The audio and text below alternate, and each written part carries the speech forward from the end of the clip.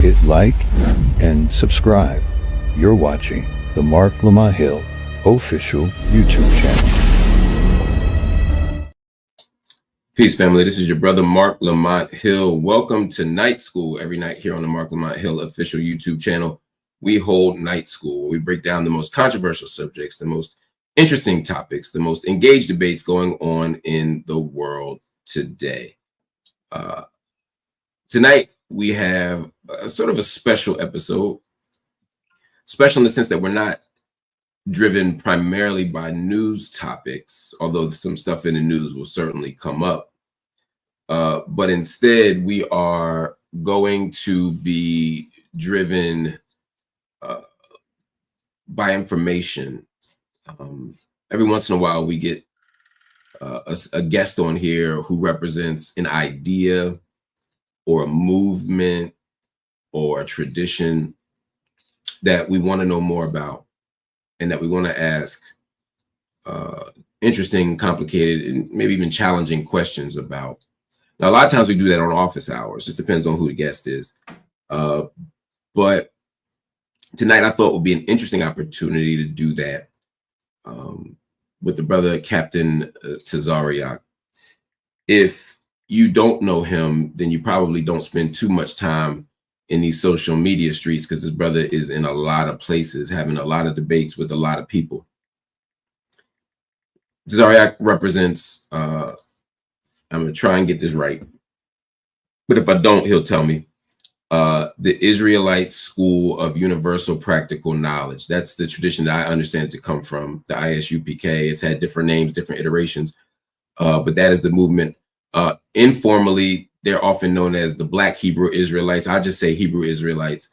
And they have a very particular worldview, a very particular vision. And it's interesting, right? Because people have said to me at least 5 times, yo, you need to debate Tazaryach. And I always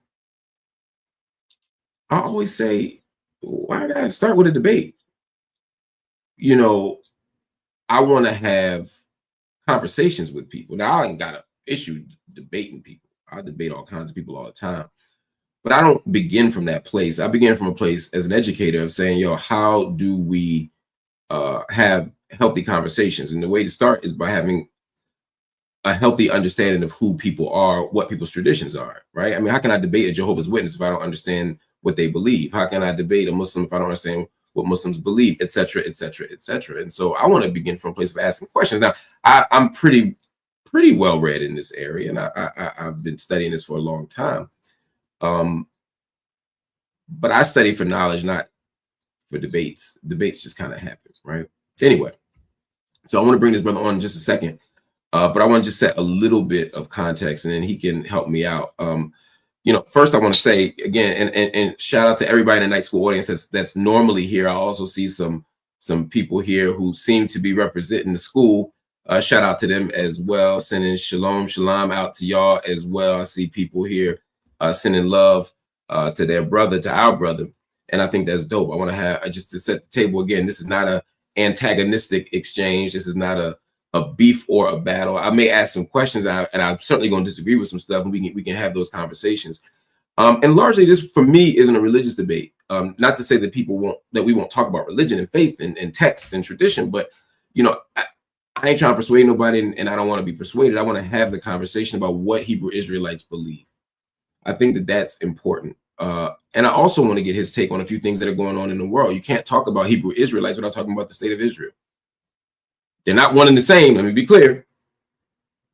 But you can't talk about Hebrew Israelites without talking about the state of Israel. You can't talk about Hebrew Israelites without talking about Palestine. You can't talk about Hebrew Israelites without talking about a longer tradition of Black freedom struggles and Black liberation traditions and Black nationalist traditions, et cetera, et cetera, et cetera. And so for me, this is just a dope opportunity also to talk to a brother. This is my first time on camera with this brother. We had a quick phone conversation earlier today. We've texted and chatted and DM'd a few times trying to make this happen. I hope the brother didn't think I was avoiding him. It literally was just scheduling life, man.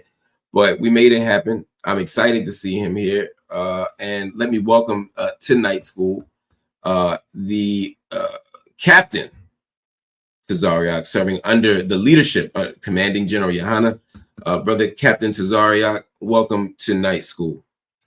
Hey man, I'm glad you got me on, man. Shout out to Marc Lamont Hill. Like he said, we've corresponded behind the scenes, and not one time did I ever think that you ducking anything like that. We all got schedules, and that's the thing with life. What's the term they say? Life be life, and sometimes Yes, sir. life, Life be life. Life be life, and so you can't say somebody. I hate when people say like you ducking or you doing this. Even like when you were saying when people expecting everything to be a debate. I think it's always good, especially for Black men to come together and you can actually have a conversation too. Yeah. Even if you disagree in the conversation, it don't have to be a debate just because you disagree. You just have your opinion. I have my opinion, and I think we're both intelligent, mature men to where even if there comes a subject where we disagree, it don't turn into some super duper debate, and people could see two Black men having a conversation about it. If I'll use an example, like I think 2 years ago, I did this podcast with Tariq Nasheed. And Tariq Nasheed is somebody that his ideology is totally different from mine. But before the outset of the conversation, we said we're not gonna give a debate. We're just going to be two Black men speaking on the direct issues. And we was able to have like a 90-minute to 2-hour conversation without having that. And I think that's what people need to see. Everything don't have to be contentious all the time. Now, is there a space for it? For those that know me, there is a space for debates and battles and stuff like that. But it's also spaces for, conversations and learning from people's different position as well. So I appreciate you having me on the show. For sure, for sure. Let's start with this tradition itself. A lot of people out there don't understand or know what Black Hebrew Israelite means or what Hebrew Israelite means. And the reason I'm using the word Black is partly because other people use it, including some of our collective enemies. And that's what we got in common. For sure. And then there's also people who use it as an academic. I'm inclined to use it at times because I want to kind of frame y'all in a bigger conversation with Frank Cherry, Rabbi Wentworth. I want to frame the tradition of the African Hebrew Israelites of Jerusalem. I want to frame the tradition of, to a lesser extent, Dr. York and or Rabboni Yeshua at the time, and the Nubian Islamic Hebrews, right? An organization to which I have ties, right? So, I in the past, long past, but I understand. Yeah, I gotta say that for the people before the Nuwabians be on my head. You know what I mean? They be focused on the wrong things, man. Right. but all that to say, who are Hebrew Israelites? How do you define Hebrew Israelite? I'm glad you mentioned the FS Cherry and stuff like that because a lot of people think like being an Israelite is something that's kind of fairly new. Yep. They don't know, like, Harriet Tubman knew she was an Israelite. You mentioned FS Cherry, Rabbi Wentworth, Ford. Being an Israelite really goes way back. It's almost like the untold history. Like they have Black History Month, and they always discovering new things. They have like Black inventions of this and that. And so when you actually delve into the history of being an Israelite, you'll find out that it actually goes pretty deep. Also, like when you said in the beginning, when you was talking, when you said Black Hebrew Israelite, and then you said Hebrew Israelite, because Black Hebrew Israelite has a acronym called BHI, and that's something that the Israelis came up with to make it derogatory for anybody like us to say we're Israelite. It's like, oh, that's them Black Hebrew Israelites over there. They ain't, like, almost to make it seem like they not the real Israelites. They just the Black, Black Hebrew, right? So, and so that's why I was glad that you said it the way that you said. But for us, being a Hebrew Israelite is us really getting back to our identity, our heritage, our culture. One of the things that we feel that Black people suffer from is an identity crisis, which is why we have so many different religious beliefs, religious factions, religious sects. I mean, even you mentioned the Nuwabians, you have Muslims, you have Christians, you have atheists, all these different belief systems that we go into. For us in the Israelite School of Universal Practical Knowledge, currently under Command in General Yohana, we teach that our identity starts and stops with the Bible. So we identify with being the children of Israel. And so now that gives us an identity, it gives us a culture, It gives us law, gives us code of ethics that's uncontrolled by man. Like most, even Christianity is controlled by man. It's like what their doctrine believes. Islam, the same thing. Any other cult has the same thing. When it comes to being an Israelite, the laws is already set. So if we say you can eat this and you can't eat that, it's not what I came up with. We're gonna read it in the Bible and say this is what the Bible says. If we say you can only marry a certain people, we're gonna say it says it here. So everything that we live by is already written. So it's not something that Commander Jenny Hanna came up with and said, okay, we're gonna do it like this. We can read in the Bible. So it's really about giving us an identity, giving an answer to the age-old question, like who we are. Like if you ask 10 people, 10 black people who they are, you're gonna get 10 different answers. Some, the Christian, atheist, 5%, Jehovah's Witness, like as if your religion is your identity. But if you ask a white person, even if they started as white, they might say I'm Irish or I'm Italian, and then they can tell you what it means to be Irish. They can tell you what it means to be Italian. We don't really know what it means to be black. It's going to come to either some music, some sports. It's going to come to a religion, but it's not going to really give us a culture. So being an Israelite, first and foremost, is about giving us an identity that gives us a moral code, moral ethics, a God. That's how we teach it. That's how we push it.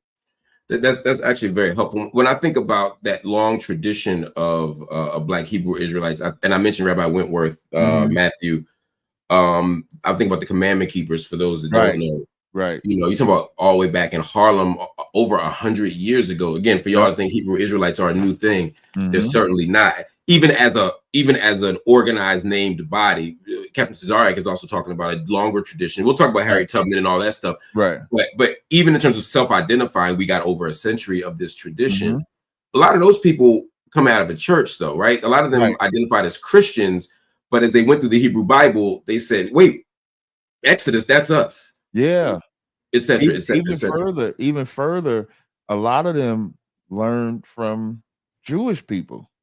Because, at that time, you got us, being in all these different, even historically, there's what they call a slave Bible. So the slave Bible was when they took out certain verses that they felt would cause a rebellion amongst the slaves. This is what makes a Nat Turner, F.S. Cherry, Denmark Vesey, what make them so historical, because when they got their hands on the actual Bible, it did inspire rebellion. Anybody can look that up. So when it comes to the history of it, a lot of them, like even our founding fathers, Abba Bivens, Ariyah Yaquab, they learned by going into Jewish synagogues. And as they going into the Jewish synagogues, thinking that they're going to be Jewish for all intents and purposes, or in a Christian church, they're going to be Christian or they're going to be Jewish. And then when you start reading the Bible and then you start looking at what's happening to us, and then you start looking at the Jewish people and you start looking at the Christian, you say, okay, this don't really line up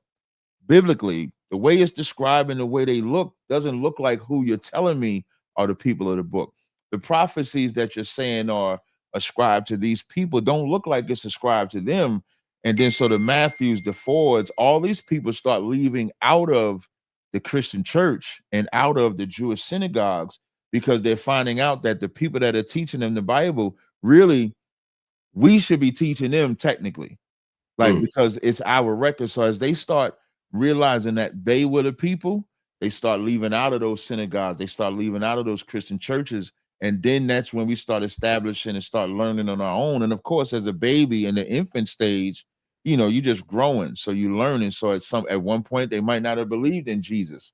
And then as they start learning, then they believe in Jesus. They might not believe in Moses or even have the full understanding of the Bible that they should. But the one thing that those men did know is that they were the people of the book. And so we always look at it spiritually, that the Lord will pour out his spirit upon all flesh and we will prophesy. So that's what you see with the F.S. Cherries, the Wentworths, the Fords, the Abba Bivens, the Ariyahs, the Yaquabs, all the way up to now. And it's really because of the internet. So it's a lot easier for information to spread, as opposed to back then. It was like, if you wasn't like in the New York area or in the Chicago area or something like that, it would be hard to grasp or get this information. You said a couple of things, and we're going to address some of the comments that come in as they come in when they're useful. We'll take questions as well. But I want to speak to, in particular, one sister who just wrote in and said, Rabbi Matthew was not a Hebrew Israelite. They rejected Jesus and Christianity, practiced Judaism. I think I don't disagree, but I think Rabbi Matthew would say that they were Hebrews and that Ethiopians were of the tribe, among the 12 tribes. But they have initially identified as a church, right? They were, they became the commandment keepers, Ethiopian Hebrew Israelites. But remember, at one point they were. Let me see if I can find it because I don't want to give it wrong. Yeah, and I think what people have to understand is that even when Rabbi Matthew and stuff like that, they still were Israelites. Like, right. Whether you say whether they reject Christ or not does not take away from them being an Israelite. Even during the time of Christ, Israelites rejected Christ. So we could read in the Bible that they rejected Christ. They told Caesar, "We have no king but Caesar," and those is Israelites rejecting another Israelite. That doesn't take away from the point of them starting out in the Jewish synagogue and then realizing they were the people. So even if they didn't believe in Christ all the way, they did know that the Jewish man was not the Jewish man, was not the Jew. They knew that they was a Jew. And I think that's the most important part of the story, because in the infant stage, you had two different types. I always call it like two different types of Israelites. You had Israelites that started out Christians, and you had Israelites that started out in Judaism. And so as they transition out of Judaism and Christianity, of course, their foundation is going to be learning from that position before they will graduate to another. So we have a lot of Israelites that started out in Judaism and then become what we would call Messianic Jews, for people to understand the terminology. Which is a very important conversation we're going to have, because I've been in Israel and watched Messianic Jews not be allowed in. And we'll talk about that. I want to talk about this whole idea of what it means to be Jewish in just a second. But you're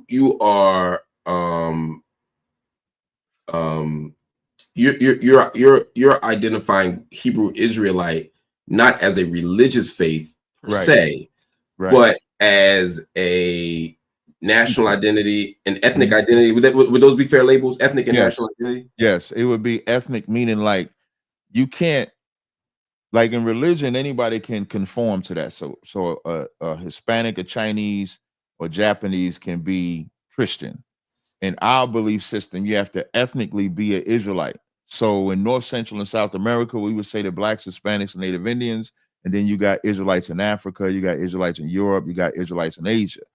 But if you're not ethnically an Israelite, you can't be an Israelite. That's where our position is from. Okay. So, and please correct me if this isn't right. I just pulled this up, but this looks like the signs that I've seen. Yes, that would be correct. That's the correct sign. Okay. Anybody who has spent time, we're gonna talk about that too. Anybody who spent time in an urban city has probably seen one of the Israelite schools outside teaching. And one of the things that you will often see when you see them outside is a sign. Now, the sign isn't as pretty as this one. I actually think they're much better on the street, because y'all make them, and what I mean, they're very different than the kind you're seeing right here, which is more. But that's more basic, straight to the point, where they could just look right at it. Right. Exactly. And I get that, and I ain't mad at that. But when I see this, the sign, I've always wondered this, and I've never had an opportunity to really ask anybody. They're saying that, again, for those who don't know, there are 12 tribes of Israel in the Old Testament, in the Hebrew Bible, in the Torah, to be more specific. And you all argue that each of these ethnic groups or national groups are descendants of those different tribes. So American Blacks are the tribe of Judah, which, as an American Negro myself, I'll take it. But then we got the West Indian Blacks are from Benjamin, Haitians from Levi, etc., etc. It's always seemed so neat, those lines, and with partly just because of all the mixing that seemed hard for me to believe, but also because of like Dominican, Cuban, Puerto Rican, Haitian. I mean, all that is close. Yeah. How did you all determine which lineage was which. And I'll be honest with you, because I don't want, this isn't a gotcha. I have heard arguments that some of the early organizational founders said that they made this up. Right. Yeah, so that's a falsehood, that the person that's from the earlier organization is not actually legit. So the first thing, the 12 tribe chart is a marker. So it's not an absolute, meaning like you have people that might look native, people that might look black, and then you find out that they're Native Indian, but they think that they're black. So it's really just a marker where this is where the dominant people are from each one of these tribes. So a lot of this is history, a lot of this is prophecy in the Bible. Like there's a good book called Lost Tribes in Promised Land, written. This is when a scout by the name of Montesinos. So of course, when the white man was coming over here, he enslaved the Native Indians and black people and stuff like that. And then he started observing the Seminole Indians, Native Indians, the Taino Indians. And so as he's observing them, it's I think it's page 364 in the book Lost Tribes and that book right there. And in that book, the Seminole Indian greets the other Seminole Indian with the Hebrew credo, which is Shema Yasha Allah Yahweh Allah Hayanawa Yahweh Akkad, which is, "Hear, O Israel, the Lord our God is one." And then he says, "I myself am from the tribe of Reuben." So now the Seminole Indian is saying what tribe he's from. And then he says, "My brother Joseph is on an island nearby." Now Joseph represents Ephraim and Manasseh, which would be the Taino Indians, which today would be the Puerto Ricans and the Cubans. Now, also for the record, we're not saying every single Puerto Rican is an Israelite, because you have Spaniard influence.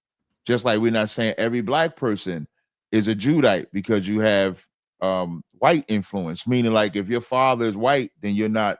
Just like if your father's a Spaniard, although they call themselves Puerto Rican, we wouldn't classify them as an Israelite because they come from a Spaniard background as opposed to a Taino background. That's the whole ethnic part. Same thing with the Levites. So a lot of it is prophecy, historical data. That's how we determine the tribes, so to speak. And also too, because this is the other flack we get. They say, well, we came over here from Africa. What about the people in Africa? This chart is only for the location of North and South America. It's not a chart for Africa. Africa would have a different chart altogether, because North America is not in Africa. So if we was in Africa, so a Nigerian is one of these tribes. You're just saying we don't know which one. Right. So like we came from the west coast of Africa. So you can have Israelites that come from Ghana, Israelites from Ashanti, Israelites from like Nigeria that you're saying. So we don't deny that we were over there. But it's so like, just like we wouldn't say, if I said Americans are not black, people will understand that, because we're in the minority, we're not the majority. So when we say Africans are not Israelites, because we're the minority, we're not the majority. The majority of them would be actual Hamites, would be the term that we would use. Inspired by Ebony Love, who if I remember correctly, based on what she wrote in the comments, I don't know her, said that she was, I think she comes out of the Rabbi Wentworth tradition. She said completely made up fantasy.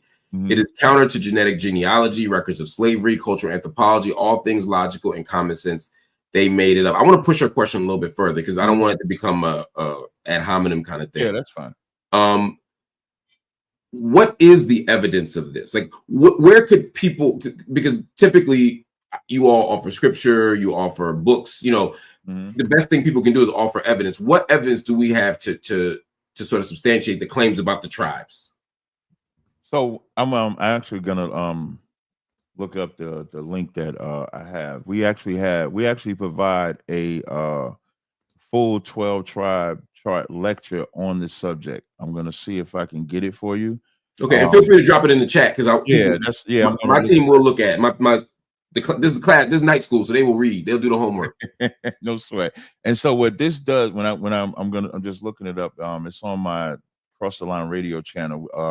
My good fellow captain, Tazaryach, did a very intrusive. Now it's a long lecture though, just to let you know. So he did a very intrusive breakdown on each tribe. So when he talks about the tribe of Judah, he gives the evidence. When he talks about the tribe of Benjamin, he gives the evidence. So that's where you get more in detail. Like I'm kind of giving like a broad view of it. So I'm just trying to find it. Just give me a second. It might be easy if I just search it on my phone. Yeah, I'm yeah, just no going worries. to find it and I'm going to put it in the chat. But that will give more in detail. So when people say like it's impossible to state that, like I said, a lot of people don't know Harriet Tubman knew she was an Israelite. Her whole family, as a matter of fact, Captain DeBar Moff, that's in our school, comes from that tradition. So his lineage, his line goes back to Harriet Tubman, and so they always knew that they was Israelites when they came over here off the slave ships. So that history has always been known. So it's not like an unknown. When you say she knows she was one of the 12 tribes, just say a little bit more so people understand what you mean. She had a Hebrew name. She had a Hebrew name.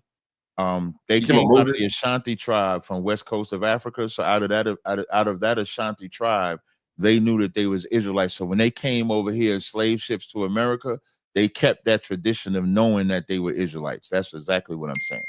Okay. Okay. There the and I'm pulling this up again to give you a full sort of opportunity to respond to it. Abba Bivens, Yes. he was a member of the Commandment Keepers who eventually left. Yeah, he's our father. We were just talking about him today. He's our father of ISUBK.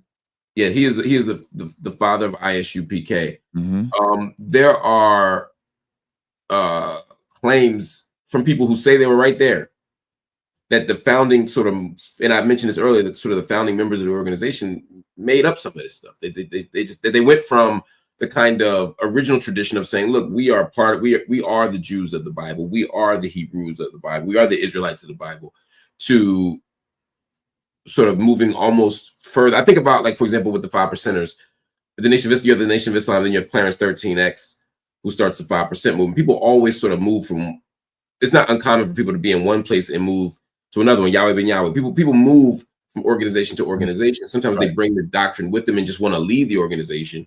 Sometimes they leave the organization and add stuff and take away stuff. One of the arguments is that the ISUPK became a kind of not just a splinter group, but one that started adding stuff and making up stuff. One of them being the sort of 12 tribes language. What do you say to that? What I say is they're absolute liars, is what I would say outright, and here's why. Because first of all, when Albert Bivens first came in, he had Marshall and Arya and Yaiqua with him. It was those four. So Albert Bivens is the one that left the Commandment Keepers and believed, because he became messianic. So as he's becoming messianic and they're learning the truth, they began to break down. Now, Albert Bivens was unalived by Muslims when he was out. So as he goes out on the streets to teach, and when I'm saying Muslim, I would say black Muslims, they were told not to teach, and he went out and taught anyway. They ended up beating him up, and he died from his injuries. Commander Jenny Hanna just gave the history on this at our Passover that just happened, like last Thursday. And reason why I trust Commander Jenny Hanna, because he was, so if you have the 7 heads that started the school, he would be the 8th person that came into the school. So he would have that information. Also, when it comes to the 12 tribe chart, the history that I just presented with Lost Tribes in Promised Land, that has nothing to do with ISUBK in the sense of them writing that history. Like, it's one thing to just go into the Bible and say so. It's another to go to history to be able to line up the history with what we're saying. So when we can line up the history and then back that up, that's what also stakes the claim. So there is no evidence. A lot of people, ISUBK was started in 1969. The first split in ISUBK was in the 90s. The second one was in the early 2000s. Since that time, you have had a lot of people that lay claim to either being in the school, knowing somebody from back in the school, and because they have a disdain for the 12 tribe chart, because you have a lot of people that reject the Hispanic tribes, that they just want the Israelites to just be all Negroid. So you have people that have a Negro only perspective. And that's where we get a lot of flack for the chart, because our chart is not emotional. So from emotional position, it's like, okay, we just gonna be all black. From just the truth of it, we're gonna say no, the Hispanics are there too, the Native Indians are there too. We all share this history, and you can prove that in the Bible. Even coming over here to America, when you go to 2nd Ezra, the 13th chapter, the 40th verse, you can see the trek to get over here was done back then. So there's a lot of history that predates ISUBK being founded that we just was able to get. and then just, put it together with the scriptures and make it prophecy. Why aren't you Jewish? Why am I not Jewish? Because Jewish in the Bible lets you know that it's something that's made up. The only time you see Jewish in the Bible, it says we have not fallen for cunningly devised Jewish fables. So when you see Jewish in the Bible, or Jew, how about the word Jew? Forget Jewish, Jew. Okay, when you say Jew, you mean like Judaism type Jew? Like from the tribe. I mean, so it's a good question. It's a fair question. And for the audience's benefit, I want to be clear. The word Jewish in the Bible doesn't appear a lot, but the word Jew certainly does. Yes, right. So people don't often make that distinction, so I don't want them to think that we're saying that the word Jew. Right, and I just want to make sure I answer it right. Because like when you say Jewish, I'm thinking Judaism. If you say Jew, I am a Jew. I'm a so-called black man, so I would be from the tribe of Judah. But you're saying it's because you're from Judah or because people were from Judea, not because of your faith practices.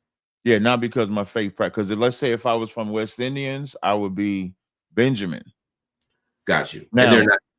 Yeah, so now but in the Bible, depending on how it's used, Jews became collectively for Israel in some instances, because in 2 Kings, when you had the split between the two kingdoms, so you had the northern kingdom and the southern kingdom. The southern kingdom became Judah, the northern kingdom became Ephraim or Israel. So by the time you get to Christ, when he starts saying Jews encompass Judah, Benjamin, and parts of Levi. So you might see the term Jew, like Paul, for example, in the New Testament might say he's a Jew. But then you'll get, when he gives his registry, he'll say, I'm an Israelite from the tribe of Benjamin. So Jew can be used to encompass Israel. So that's why I was just trying to see exactly. So I would say I'm a Jew. I would absolutely say that I'm a Jew. Right. But black Hebrew, but Hebrew Israelites are not Jews. Not all of them, because like let's say if they're from the tribe of Ephraim, they would be Ephraimites. If they're from any of the 11 of the 12 tribes, they would be from that tribe. Right, exactly. So what, in terms of belief and in terms of practice, I understand that the lineage argument, right? But in terms of belief and practice, what would be the difference between, say, between someone who's from Naphtali or from nothing. No. I'm saying those 11 tribes that aren't Judah, right? Right. Y'all have a set of, there's no distinction among your beliefs and practices. However, where do you differ ideologically or in terms of practice from somebody in Israel, say an Ethiopian from Beta Israel who identifies as a Jew? Oh, okay, so I would probably, when it comes to anyone overseas, I would probably just have to vet if they're legit or not. Like, let's take overseas off the table. Say there's a black Jew right here who goes to the local synagogue.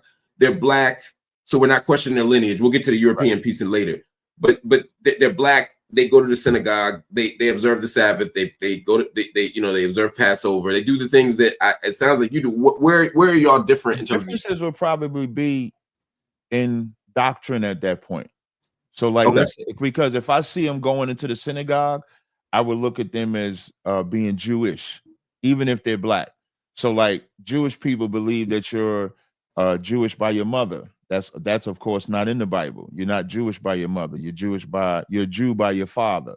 Their practices that moyo that they do, the way they circumcise their children on the 8th day.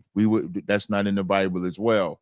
The fact that they're going into the synagogue submitting unto a people that are not the people.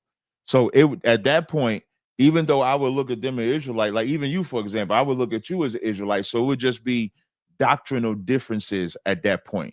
Because I would be saying, okay, if you my brother, why aren't you on this side with me? Why would you be with them in the synagogue?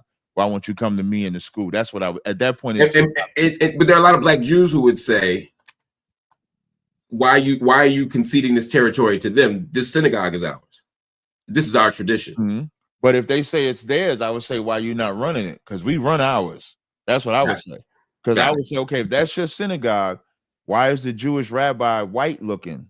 And what I mean by white looking, why you have a white Jewish man that's not a Jew running it? Because the Bible, Psalms 147, 19 and 20 says he showeth his word to Jacob. He have not dealt so with any other nation. So how could you be in a synagogue where you got someone of another nation running your belief when God said he only gave it to Israel. So that's where we would have those fundamental differences, because if you're not an Israelite, you can't be my rabbi, you can't be my priest, you can't be my leader, you can't be my prophet. Whereas someone in that synagogue can have someone that's not their people be their priest, their prophet, their rabbi. You say the Bible doesn't talk about Judaism being passed through the matrilineal line, right? Right. Or through matrilineality. That is to say, That's correct. That mothers don't pass on your Jewish, your Jewishness doesn't come from your mother, comes from your father. That argument you're making contradicts modern rabbinical Judaism. Right, definitely. Halakha is not something that y'all rocking with.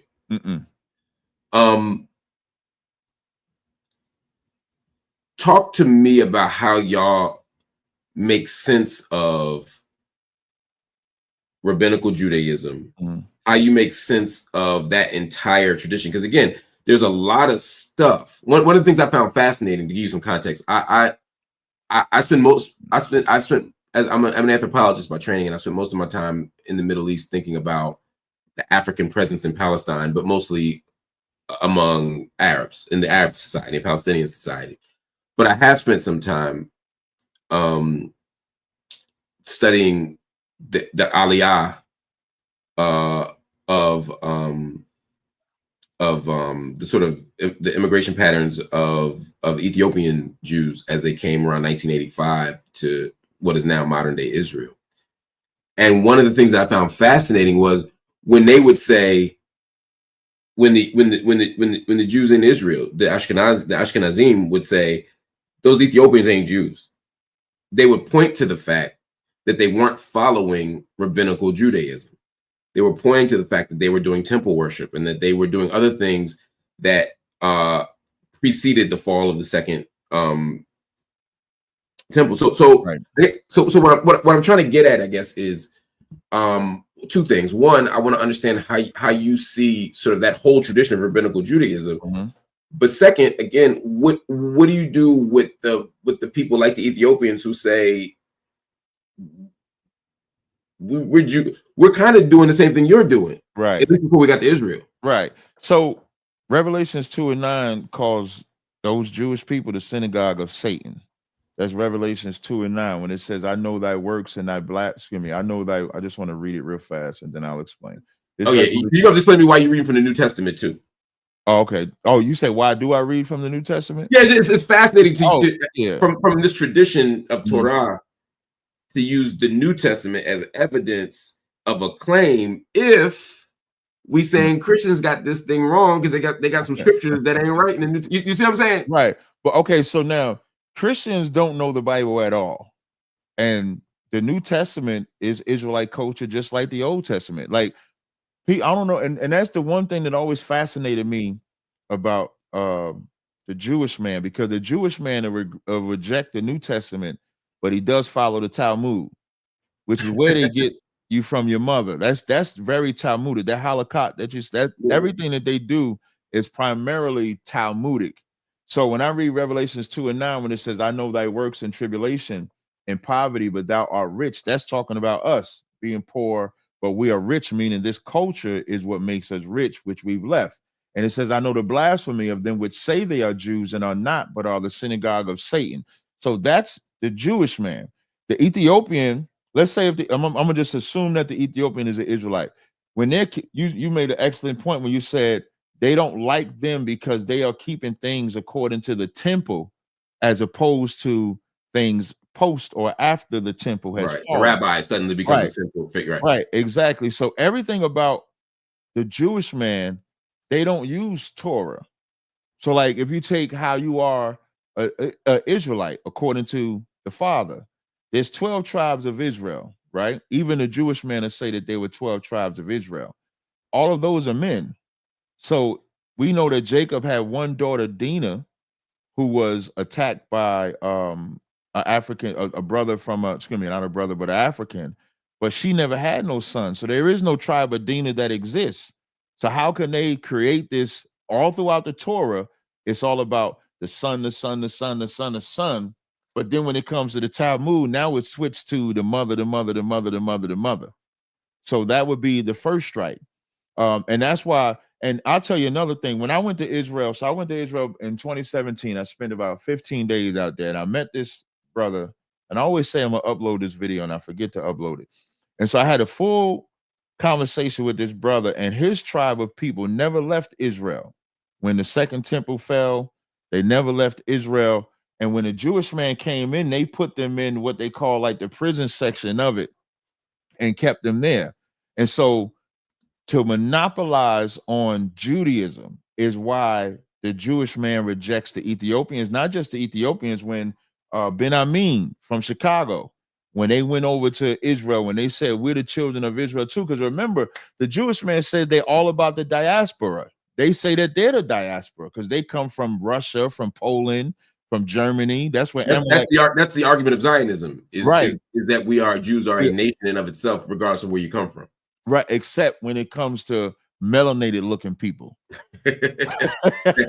I always laugh when the Israeli government shows Jewish immigration, and they show the Aliyah pictures of the Yemeni and the Egyptian and then they get to the Ethiopians, and I always ask them, well, why are the Ethiopians one in color? Everybody else is in black and white. Yeah.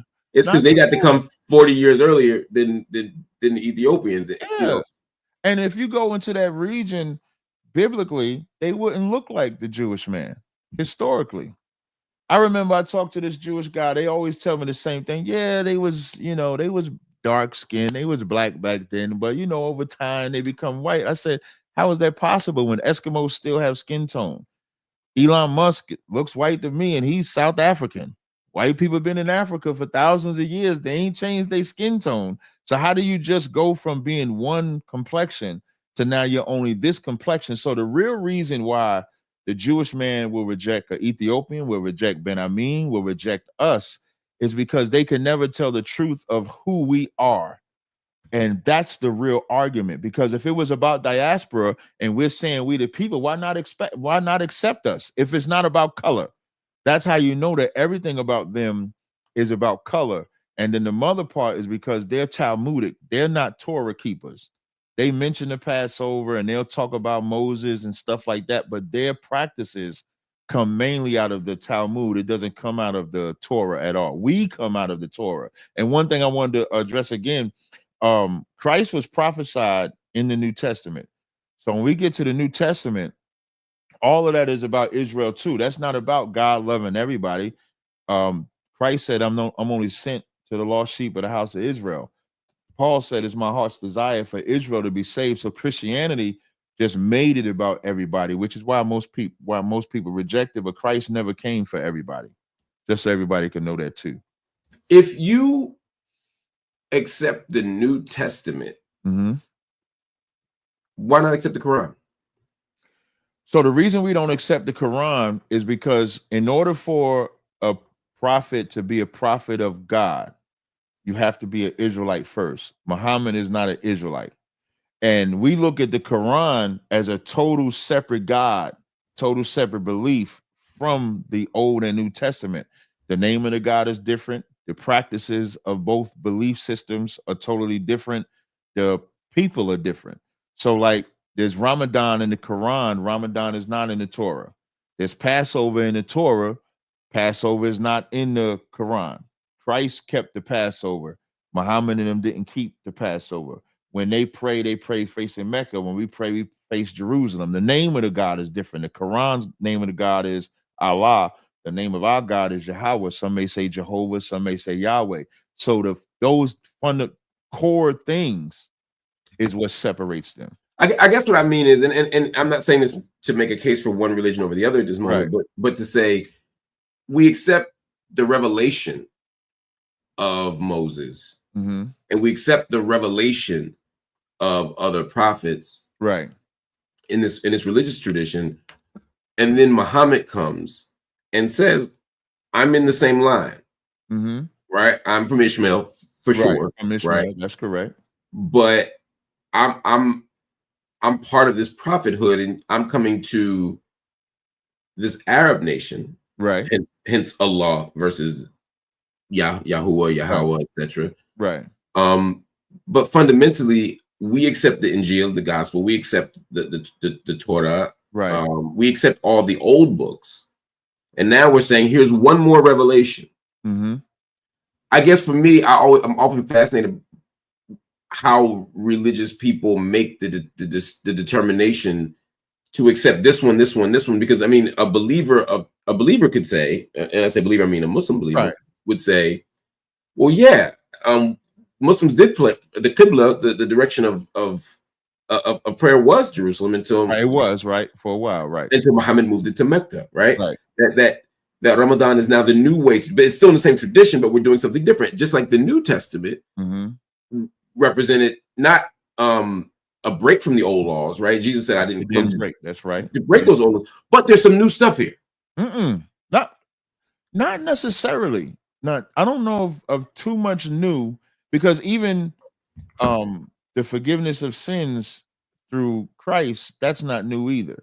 But in the beginning of the conversation, I said what makes being an Israelite different is that, and I use Commander Jenny Hahn as an example. He didn't come and say we're going to follow it this way because it's my way. What is written for us is already written. There's a prerequisite for an Israelite: what you believe, how you worship, the name, everything. So there's also a prerequisite for how we can accept a prophet for the God of Israel too. So the prerequisite is Deuteronomy 18. He has to be one from among our people. So Muhammad is an Ishmaelite. He's one of the fleshly sons of Abraham, but the son of the promise is Isaac. So for the Israelites, it has to come from Abraham, Isaac, and Jacob. So if he's not the son of Jacob, then he can't be a prophet for us. So the difference would be when it comes to the Quran, I don't think they have that boundary that we have. So our God, you know what I'm saying? So our God gave us a limit. Okay, y'all can follow, like, let's say like I said, I look at you as an Israelite. So let's say if you came with a revelation and you're an Israelite, I could listen to you. But if this Chinese man comes with a revelation and he comes to you and I as Israelites, he can have that revelation for his people, but that's not something we could follow because our God gave us a prerequisite. There's people in the chat who are atheists or agnostic, secular humanists. They are all sorts of people, right? Before you go, I did put the 12 tribe chart link in the back chat. I did, and I posted it. I posted it, and I y'all look up. I posted it again, but I posted it, and I say from Captain. Sure you got it. Yep. Yeah, I saw that. I just did it again. There are people who want to say, why believe any of this? We have access to, I mean, at some point we are trusting in a text that has been shown to be problematic, and I know you all don't worship the King James version, but we all know the King James stuff. I follow the King James version though, which I also find fascinating as well. I've always found that fascinating. We can talk about that too. But I guess before we get to the specific version, I guess the bigger question is, why do you believe that this book is real? Romans the 3rd chapter says, what if some believe? What if some did not believe? Shall that unbelief make the faith of God of none effect? So when I think about the conditions of Black people from our disobedience, and I can read that in Deuteronomy the 28th chapter. That's probably the main reason I believe, because before the Bible, before I found out I was an Israelite, I didn't have a real answer to our plight. There's no answer for Black people. There's none. What I mean by no answer, why are we the way we are? Why don't we have an identity? Why, like right now we're called African American. Before that, we was Negro, we was colored, we was Black, we was all these different acronyms. But when you ask people what's your identity, can't nobody give it to us. And then when I read Deuteronomy 28 and it says if we kept the commandments, we'd be blessed. If we broke the commandments, we would be punished. And I read Deuteronomy 28:68 and it says, you shall be brought into Egypt again with ships. And now that's talking about our slavery. And it says no man will redeem you, meaning no man will redeem you, meaning save you. And we have not been saved since we've been in here. So I believe the records because those records are the only thing that really can give us an insight to our condition and getting out of that condition. Because when I go out to my people and I give them these commandments, I've been doing this since 2010. And in my short time in this, I've seen us keeping the commandments, and I've seen us grow and build and get better in 16 years. And I can only imagine where it can go from there. You want to say something? I see it. I heard you say this a long time ago. My wife and I talked about this, actually. Okay. Now you just reminded me of it. And we both, although neither of us believe in this, we both agreed with a point you made. Okay. And I might let me put it different. Let me put it so that the audience can understand. I know you'll understand no matter how I say it, but I want to make sure the audience gets what I'm saying. There's an argument that if a scripture came down and said, let me take a step back. First, religious people often point to their scripture to prove the validity of their scripture, right? Right. Which you can't do, right? At some level. I mean, not to win an argument with somebody who doesn't already operate in that universe, right? I remember in being in Philly in the 90s and asking somebody, well, how do you I love you, man. You understand me. Right back, right back, brother. Yo, man, look, it is what it is. I love you too, brother. But I remember in the 90s, people I would say, how do you know the Quran is correct? And they'd say, well, look in the chapter 2 where Allah says, look, this is the book with no doubt in it. That proves it. And I'd say, well, if you've already accepted the revelation, then sure. But if you've already accepted the revelation, then I don't need to know that there's no doubt in it, right? Because I've already accepted the revelation. Same thing with Christianity, same thing with Judaism, et cetera, et cetera, et cetera. If I don't already operate within the universe of this, then the scripture can't prove to me that it's right. But you said something else, which is where my pragmatist, my American pragmatist philosophical tradition kicks in, where it might be truth is what works, right? Where you're saying, look, I believe this because I've seen it work. I've seen people's lives change. I don't disagree with that. But the reason I posted a comment from a brother from the Nation of Islam who said, well, the Nation of Islam is the answer. Is because this is what me and my wife were talking about, is I think any of these organizations at some level, if you follow them and follow their principles, your life will get better, right? If I give up pork and don't cheat on my wife and don't drink and work hard and don't smoke and, and eat healthy and, you get what I'm saying? And save money. I mean, I may not get rich and famous, but my life will get significantly better. We've seen in prison, a whole lot of people's lives get better when they follow Islam. I've seen people's lives get better when they follow the Hebrew Israelite belief and doctrine. So I think all that is true, but you all are making a particular claim. Your claim isn't just that this thing works. You all are making a claim almost about our souls too, right? You're not just saying that this works. You're saying that if we don't do this, or if we do any of those other things, there's a level, there's some kind of divine punishment for this. That's what we've been going through. That divine punishment. We've been going through, like, if I was to read Deuteronomy 28 and 56, when it talks about the wife being evil to her husband, the husband being evil to his kids, it's because we're breaking those commandments, the fundamental things that we suffer. So if I were to read, this is Deuteronomy 20, and I know you say we can't read it with the book. This is prophecy, so it's a little different. That's the asterisk. Yeah, that's the little asterisk I'm gonna throw in there. So when it says the tender and delicate woman among you, which would not adventure to set her sole of a foot upon the ground for delicateness and tenderness, her eyes shall be evil toward the husband of her bosom. And it says the same thing about us as men, as we would be evil towards our wives. And so when I talk about the Most High punishing us, the proof is in the condition of Black people.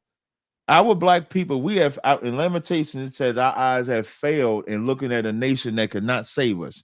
In 2025, we keep looking at this nation to save us. But if you or I was to come out with the full blueprint plan to fix us, our people wouldn't trust us because we're still looking for a nation to save us. So ours is more prophetic. That's how we look at it. If I was to go scientifically, like when Job, in the book of Job, when it talks about springs at the bottom of the sea, I was arguing with an atheist one time, and he said, how can you prove God is real? I said, well, how did the writer of Job know that there were springs at the bottom of the ocean when they didn't discover that to the 1900s? And they usually don't have an answer for that. Or how about life being in the blood, which they didn't discover to the 1800s? But we can read that in the Bible. So now that's maybe like a scientific, like the God that gave them that information had to know that in order to say that. So I would ask them to explain that too. How do you all sort of make sense of God? Is God, let me ask a specific question. Is there a God who can hear our conversation right now? I don't know if I would make him that. What is the word I'm looking for? Not nitpicking. It's a word, and I lost the word. I had the word. I wouldn't say he's that nuanced. So, in Jacob's, you're familiar with the term Jacob's ladder? I'm pretty sure. Yeah. Mm-hmm. So in the vision of Jacob's ladder, what Jacob saw in the vision was the angels coming up and down. So there was a ladder between earth and the heavens, and he saw angels going up and down. And so God has never physically been on this planet ever. He's never been on this planet. The angels come down here, and then they give the work. They give the report to him. So I don't look at it like he listening to every single thing, we say like that. But I will say that the angels, that's in the Bible also say you entertain angels unaware. So I would say that's the Most High. So okay. I wouldn't say he listens, like I wouldn't put him like that. But the Most High is the singular being. Yes, he's the Father, right? And God is gendered. God is a man. Yes. Okay. Not a man like you and I, but his spirit, his vibe is man, is masculine. I wouldn't say he looks like you and I. Does God have a body?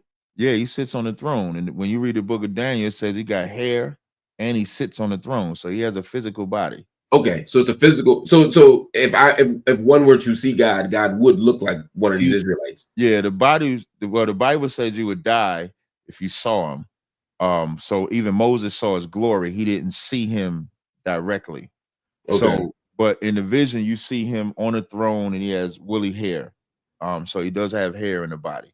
And this God figure who is male on the throne has existed forever. Mm-hmm. Yep. God was not created. No. Okay. I mean, that's consistent with all these religions. Right. I'm asking purely for what clarity. makes us different, though, like when it comes to believing in Jesus. Now, we would say Yahweh in Hebrew. You're not for my Israelites, because Israelites go crazy when you don't use the Hebrew words. But so for my audience, I'm not going to use the Hebrew words because of the platform that I'm on. So when it comes to Jesus, people believe that Jesus is God. That's not in the Bible either. Jesus is not God either. Jesus is the Son of God. So that would be a fundamental difference between us and Christians, because Christians would believe Jesus is God. One more thing, when we talk about the King James Bible, King James did not write the Bible. All King James did was just authorize the Hebrews and the Hebrew scholars and Greek scholars to just translate the Bible. And there was other Bibles that existed. You had the Geneva Bible, Bishop Bible. So he just translated the Bible. That's it. Talk to me a little bit about organizationally, sort of how you all, not organizationally, I don't mean that, I don't mean to be that technical. I mean more institutionally, sort of what you all are asked and required to do. For example, most of us, and people, we got jokes. Everybody got jokes about Hebrew Israelites. Right. Listen, I was just called a Power Ranger the other day. I'm about to say, and that's that's one of them. Power Rangers is one of the things. I've heard I've heard Earth, Wind, and Fire. Power Rangers. This is y'all. It looks like Walnut Street, Philly, or Chestnut maybe, but and downtown Philadelphia. This is you all outside. This is a very familiar scene. Right. I mean, I've seen this. If I've seen it once, I've seen it a million times. In the 90s, I would see it at the Clothespin downtown in Philadelphia. When I went to Atlanta, I would see y'all out there. You all with a microphone, provocative signs. That's right. We'll talk about some of them signs. Some of them I think are jarring. Some of them I think are anti-Semitic. Some of them I think are Islamophobic. Some of them I think are anti-Black. we could talk about all of that. Oh, But definitely. my first sort of question is, why do y'all do this? For everything that you just said, because it's thought provoking. If you take the middle image, the first image by the money bucket, that picture of Caesar, everybody believes that that's Jesus. So we put Christianity, we put 666 on top of it and say imposter. You know what that's gonna make everybody do? Stop and say, how could you do that to Jesus? And so it becomes a talking point because we're very visual. So when you see and when you look on the opposite side, you see that other image and it says true image of Jesus. So now, according to the Bible, Jesus has on a green garment, so we make it correct. He has white woolly hair, we make it correct. He has skin so dark as if he burned in the furnace, so we make it correct. So now it's to take the psychology, because there was this I remember I love comic books, right? And so I saw this picture one time where they had this little black kid looking up to white Superman because we didn't have no real superheroes to look up to. So now all our superheroes were white. It's the same thing with our belief system. Most of us believe, even if the black people that reject Jesus Christ reject him because he looks white, and we don't want to serve a white king or white God if you believe it's such. Even on the episode of Good Times, when the son brought out the black Jesus, and remember, they was getting all the good luck in the world. Yeah. And mama was like, my Jesus is white. Right. And it took the militant midget to come out and break down for them. He had hair like lamb's wool and feet like burnt brass. Feet like polished brass. And so Christ said in John 8:32, ye shall know the truth, and the truth shall make you free. So every sign you see, the abortion sign, is so that we can wake our sisters up from being 10-12% of the population, but like number one in abortions. The we are not African sign, which now that's probably the wildest one, because we got some wild pictures, but all them pictures in there are the cultures that Africans do. So when you say you're African, are you putting that plate in your lip? Are you letting the cow, pee on you and stuff like that? Now, that's not every culture in Africa, because it's not most cultures in Africa. Right, because it's like 40 countries over there. And so why do that? Why represent our brothers and sisters in Africa in ways? Because at some point, y'all start to sound just like the white supremacists. Mm-hmm. Well, what's interesting? It's hard to say we sound like the white supremacists when the white supremacists didn't come on African soil. Africans just sold us. Even if, let's say, if those are our African brothers, we wasn't too much of our brothers when it came to the transatlantic slave trade. So I mean, I hear that. I mean, there's a longer conversation we can have about that, but I don't. At that time, I don't think of Africa as a monolith. I think of, I think we like to think it's not a monolith now, right? It's not even a monolith now. So you heard me earlier say that we got Israelites in Africa. So I'll give you a story. So when I went to Israel, so Ben Amin established this place called Dimona. I'm pretty sure you're familiar with Dimona. I spent a lot of time there. Yeah. So I got an uncle in Ashkelon, right? Yeah. And he took me to Dimona. So I'm sitting down with the elders in Dimona. The first question they asked me, said, man, why you be talking about the Africans like that? And so I said, well, we're not. Just for context, for people that don't know, this group, there's a group of Hebrew, self-identified Hebrew Israelites who identify as the African Hebrew Israelites of Jerusalem. They made their journey from Chicago under the leadership of Ben Ami. Once he was Ben Carter, then it became Ben Ami Ben Carter, then Ben Ami Ben Israel. They went from Chicago to Liberia. They stayed for 3 years and then went to what is now present day Israel, and they settled in the southern part of Israel in a town called Dimona, where they have this area. And there's some, and I was going to ask you about these distinctions between y'all, but I just want to give people the context, because this African thing is big, because they actually call themselves African Hebrew Israelites of Jerusalem. So that's a big deal to them, the Africa part. Yeah. So when they asked me, they said, why do you talk about the Africans? I said, well, we're not Hamites. And they said, we know. And I said, well, that's who I'm talking about. So they agree that we're not Hamites, but because saying African is like saying American. So that's why it's offensive to them, because I'm hating on Africans. And I said to him, I said, well, if I said F America or we're not American, would y'all get offended? They said no. I said, well, when I speak, that's what I mean. So but here's the problem with that, brother. When I look at the images of Africans looking like savages, Africans looking uncivilized, and that's the point of the images, right? To say, look at what Africa is. Part of those narratives and arguments were used to justify European colonization. I take your point about this African slave trade seriously, but the primary engine behind the Atlantic slave trade was still Europe, and they didn't fight for us. Even historically in the 1800s, when those from North Carolina went back to Africa, them Africans didn't even accept them when they went back. They went to war, then they publicly lynched them in the 80s. So the relationship between Africans and Black people has always been like that. For us, we say, like, there's maps you can find where it says Land of Judah or Negro Land, because we primarily came from the west coast of Africa. So I'm never talking about the continent of Africa. But those images look like the continent of Africa. Yeah, they do. So why do it? Because we need our people to stop believing that we're African just because we were told we're African. And we need people to stop making Africa be a utopia or even a monolith, like you said, when it's not. Even in Africa, they have tribal wars amongst themselves. But when we think of Africa over here, we think, man, we got to go back to the motherland. Where if we went to the motherland today, they would not accept us in the motherland because we're not the same people. When they come over here, like you and I would probably have a better conversation about the relationship between Africans and Blacks than I would with actual Africans that I've encountered.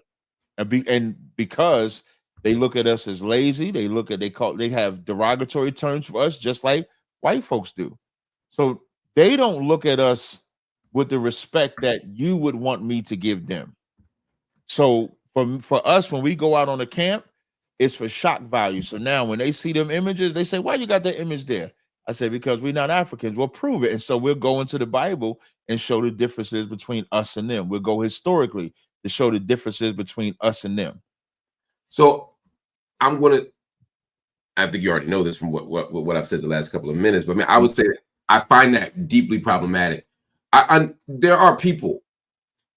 I'm thinking about ADOS, for example. You mentioned Tariq Nasheed. I can think about FBA. Right.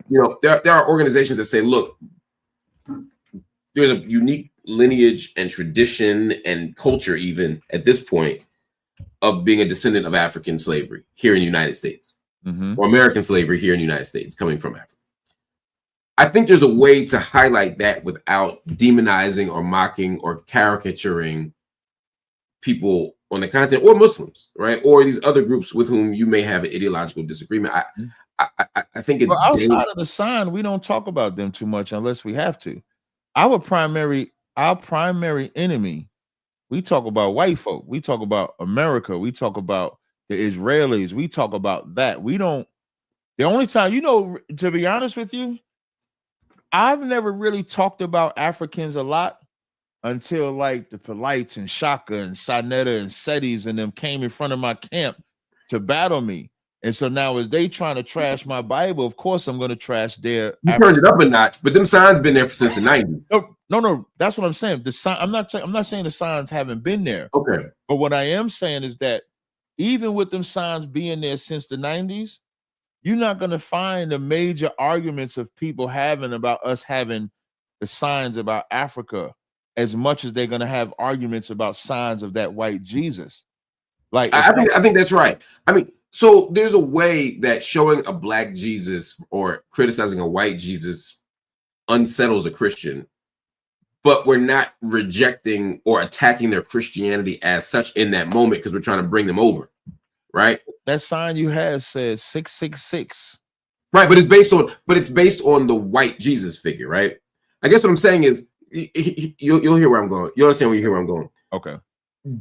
My concern is that when the Muslim sees that he's evil, or the African sees himself as an animal on that sign, or the person who identifies as a Pan-African, that you lose the room right then.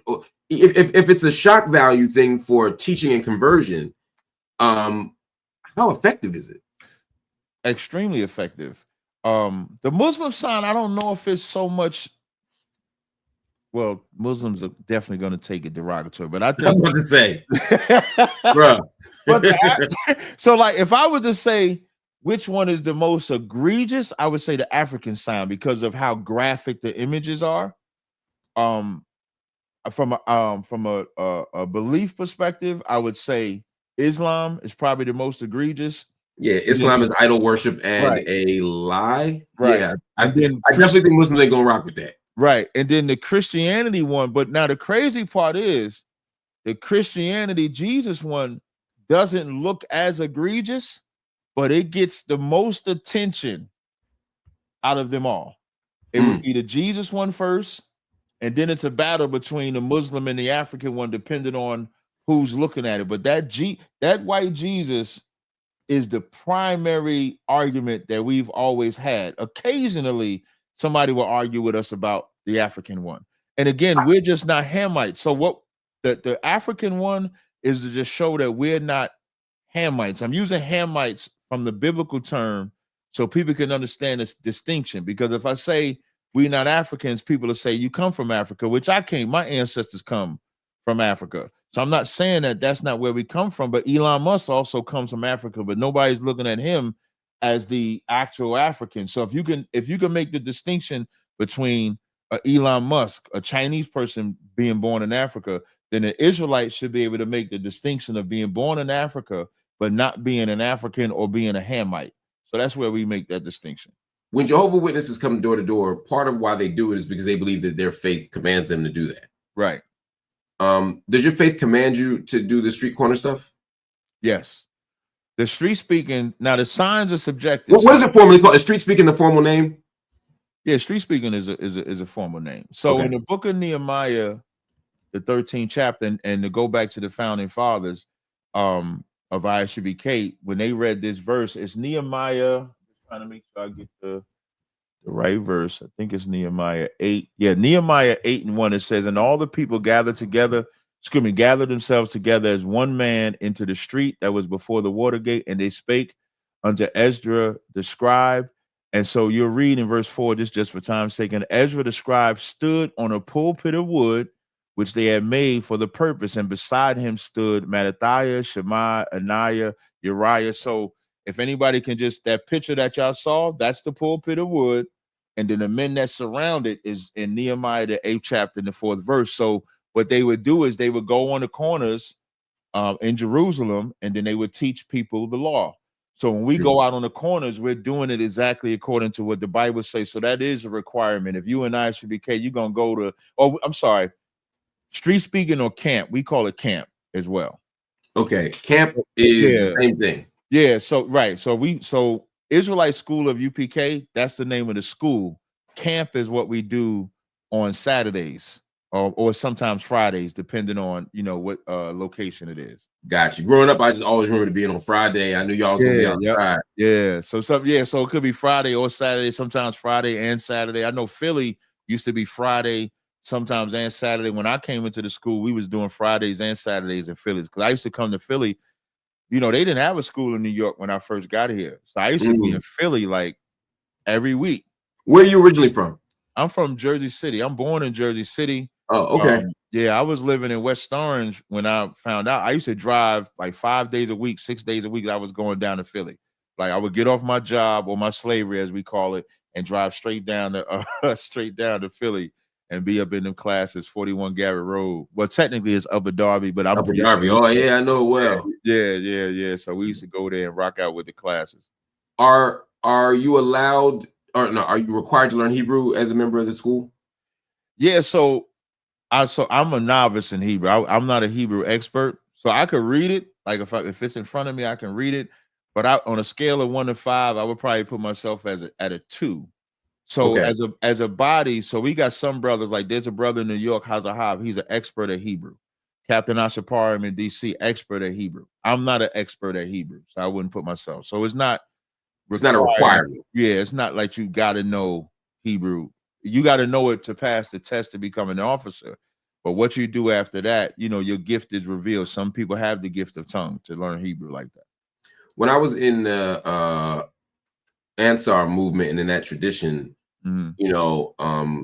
a lot of the organizational rules were different than necessarily they were scripture based rather than U.S. culture based. For example, polygamy was permitted. Yeah, we're polygamy over here too. It's permitted. Okay. Yeah. The internet says I got 47 wives. That's what the internet says. How off are they? A lot. They off by a big lot. I don't need to know. I don't want to get in your business. Man, after the day I'm having 47. There might be 47 too many.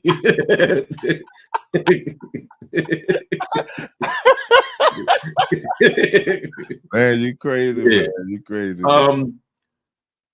How big is the organization? So we're global. So we stretch all across. It's gonna be North and Central and South America, the UK, the Caribbean islands. That's how far we stretch that I'm aware of right now. If you want an exact number, I can't give you a number. What would the range be? What would you say? It's kind of forbidden. So like in the book of Chronicles, when David numbered the people, Israelites died. So we don't do like a number like that. So I couldn't give you like 900, 10,000, 5. I couldn't give you a number like that. It would if I told you, if somebody said you had 250,000 people in your organization, would that feel like a big number or a small number? I would probably say thou sayest, because when it comes to and the reason why I say that is because, and the reason why we don't look at numbers, because when you look at numbers, then you're saying your faith is in the number, not the Most High. So for some people like me, it would be an assessment just of how big the movement is growing. You know, well, I will say here's what I can say that's not breaking the Bible.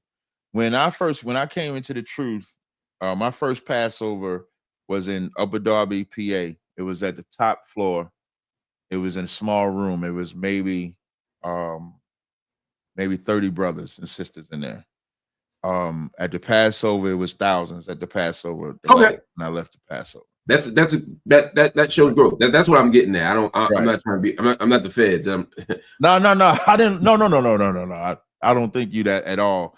I just don't want to offend the Most High. That's all that is. Understood. I respect your commitment to the principle of it.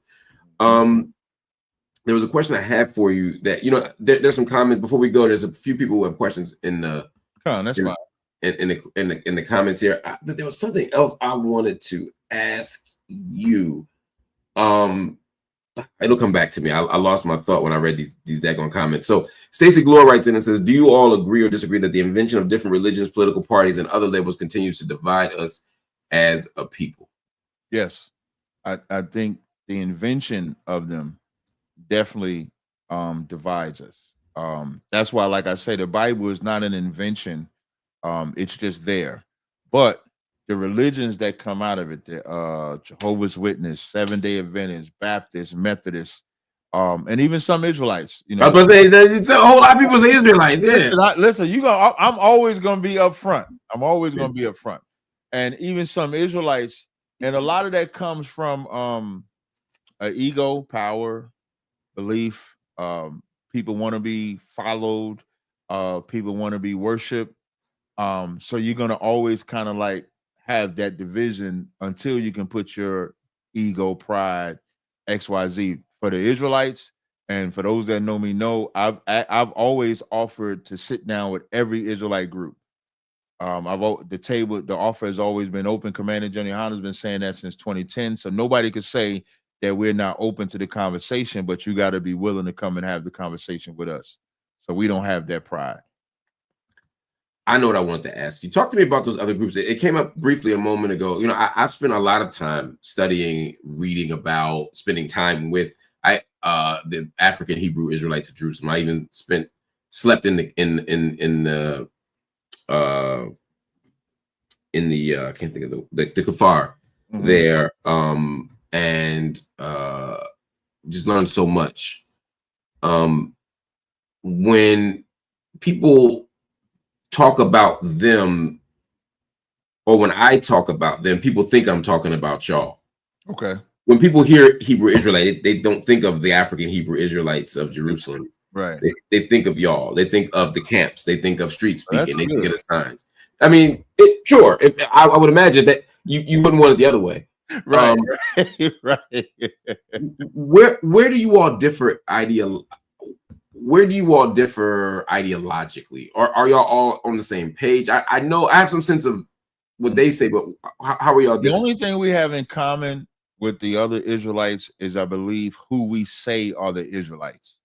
So at the base level, we all believe that the Blacks, Hispanics, and Native Indians are Israelites.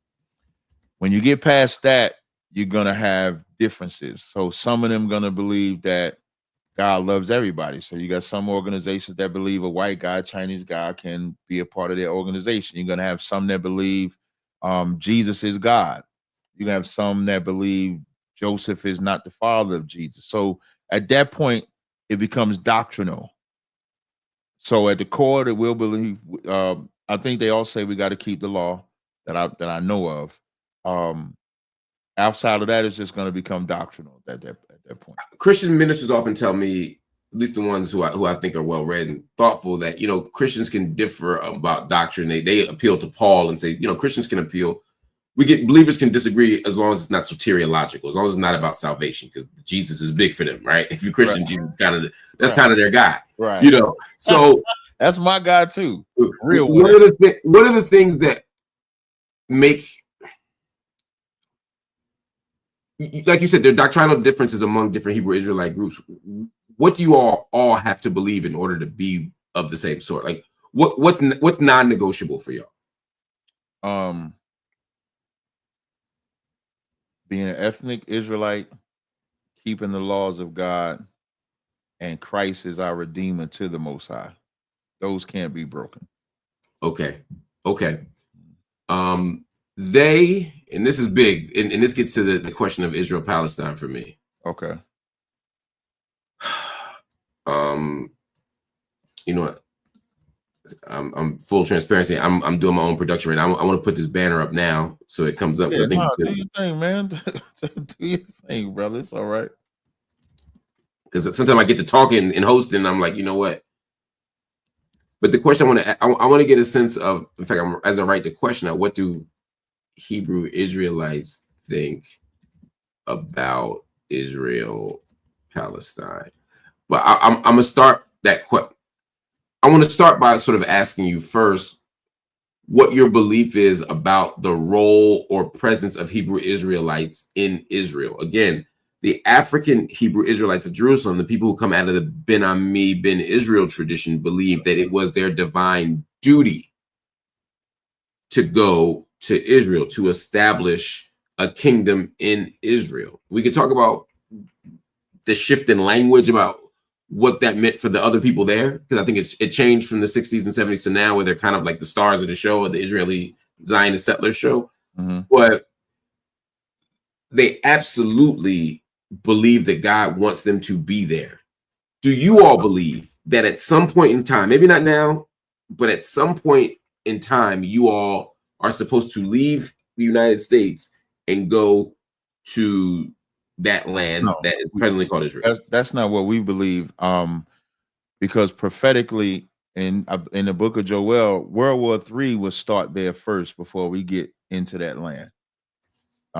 That's what the Bible talks about when it says that the Lord is going to bring the nations down to the valley of Jehoshaphat, or the valley of decision. As we get closer to the Third World War, that's when you'll see it's time for Israelites to be brought back to that land. Because even when the children of Dimona went there, they even had to compromise to get accepted. So what did they have to do? They had to give their children up. Yeah, they joined the IDF. Yep, their children had to join the IDF. So you went from one oppression to another oppression. So it's like, what type of oppression did you want to accept? Did you want to accept the oppression of white Americans or the so-called Jewish man? And so they accepted that. I remember there was a video when they was going to deport a lot of them. And in that video, the Mona people, they was like, we did everything we asked. We gave you our kids. We did all of this. And it still wasn't enough. So they didn't have no power. So you can't call that divine intervention. Historically, they didn't even get into Dimona first. They went into I think Liberia area. Yep, they were in Liberia for 3 years. Yep. Yeah, before they actually got into Demona. So no, we don't think that that's a hustle. I remember back when the H1N1 came out. Yeah, I think that the swine flu, when that came out, you had this organization that said that they was gonna have martial law in America. So this was our time to flee to go to Egypt. They ended up getting into Egypt. They couldn't get into Israel, so they went into Egypt, and then they found out that that was wrong. So no, we don't teach that. So, but it sounds like you're saying after the World War III, after all the madness ends, at some point y'all will go there, right? Yeah, but when I tell you, you're gonna think I'm crazy. But I'll tell you though, like, so for us in the Bible, when it says we'll be caught up in the clouds, that's what'll happen for us. So you think like a divine ascent? Yes. Yes, Okay. that's what I believe. Yep. That's what the Bible says. So then when you watch what's going on in Gaza or what's been happening in Israel, Palestine for decades now, if not over a century, what do you make of it? Do you support the Palestinians? I would probably say I'm neutral, right? But if I was to say who's more right, the Palestinians are more right than the Israelis. Because so why would you be neutral? Because I don't support neither one of them. The land of Israel belongs to us. So I don't think the Palestinians have a right, or the Israelis, but the Palestinians have more right than the Israelis because they was there when the Israelis invaded. Like the Israelis wasn't even looking for that land. That wasn't going to be their first play. They was looking for anywhere to put them people. Like I think they was looking for places in Africa to put the Israelis. It was the Uganda plan for sure. Yep. I think even in South America, they was looking to put the Israelis. You go look at the Balfour Act, you look at all those things, when you look at that history, and even what made it worse, and why I say I'm neutral, but more on the Palestine side, is that there's videos you can see. I debated this Jewish guy on this subject, and there's a video where you can see where the Palestinians was welcoming them into the land. Yeah, there was supposed to be a deal where there was only a certain amount of Israelis that can come into the land, because that was supposed to be the compromise. They was only supposed to take this portion and take that portion. But if you know anything about the white man, so now just for the record, the Jewish people are white people just like Americans are white. We don't separate them. They're all white people for us. The Jewish man is just what we would say is the chief tribe of the white man. So like any good white man, they're gonna make a deal with you and then they're gonna break the deal. And so what they did, you were gonna say something? No, my brain is moving. Go ahead. So what they did was they broke just like they broke the treaty with the Native Indians over here, the Jewish man just broke every treaty with the Palestinians. And so because the goal of the Jewish man is to take everything, they would rather eradicate every Palestinian if they could. See, I think that's about Israelis and about Zionists. I don't think that's about Jews, right? And I always make that distinction, right? Because and this is where the anti-Semitism conversation comes up. For me, I don't have any criticisms of Jews for being Jewish or as Jews, right? I don't, I have issues with the Israeli government, and although it is a Jewish state, I don't have an issue with the Israeli government because they're Jewish. I have an issue with the Israeli government because they're committing genocide right now. And if they were Christian or Muslim, or if they were, if they were ethnic Albanians, or if they were Negroes, a genocide is a genocide is a genocide to me. And so for me, the issue with what's happening in Gaza isn't about Jewishness, or the issue about breaking treaties, or about sort of going from sharing the land to taking over the land and making an apartheid state, which is what they've done, is about, it's not about their Jewishness. So for me, I always want to make that distinction. But for you, and when I say you, I mean your organization as well, you all have been pretty sort of transparent in saying that you all reject the legitimacy. Yeah, we do. Of European Jews. Yeah, we reject all of them. I remember Helen Thomas, that white woman, told that reporter when she said they should go back home, and the reporter said, "What do you mean?" She said, "Well, they should go back home to Russia and Poland and Germany." They fired her that day. They fired her when she told. After decades of being in the White House press room. Right, after decades of being, once she told the truth. So whether now the Zionists would be like the Klan over here, and then the regular white person. So you got the regular white person, and then you got the Klan. So what you're saying is like you got the regular so-called Jew, and then you got the Zionist type of Jew. But the regular so-called Jew benefits from what the Zionist Jew is doing anyway. So just like the Klan, just like the regular white person benefits off of what the Klan did over here. So that's why we don't look at them as any different at all, because whatever the Zionist Jew does for them, they're going to take it. I think part of it, I disagree on a couple of levels, but I want to focus on one piece of it, which is fundamental, right? Which is, as we talk about the kind of ontological claims about whiteness and evil, right? In other words, there are people who believe that white people are fucked up, right? And that whiteness makes you that way. I'm right? Right. And that, yeah. I believe they're born that way. And that's the ontological claim, right? You believe that white people by nature are evil. Yeah, I don't think they have a conscious bone in their body. You ever see a white person pray? You ever believe their prayer when they was praying? I remember when I you ever believed it when they pray, when you see them praying? Oh, Father God. You ever believe it? I don't believe most people who pray, but it ain't about them being white though for me. But yeah, most people praying like that, I ain't trusting. But I you know, this for me, I think, and Malcolm X talked about this when he was over in he wrote a really important letter from Jeddah. I was trying to think of where it was. After he made Hajj, and a lot of people think that Malcolm X went from thinking white people were evil to no longer thinking that white people, to suddenly just loving all these white people and romanticizing white people. I don't think he was that, right? No, he was making a more nuanced, to use your word, argument.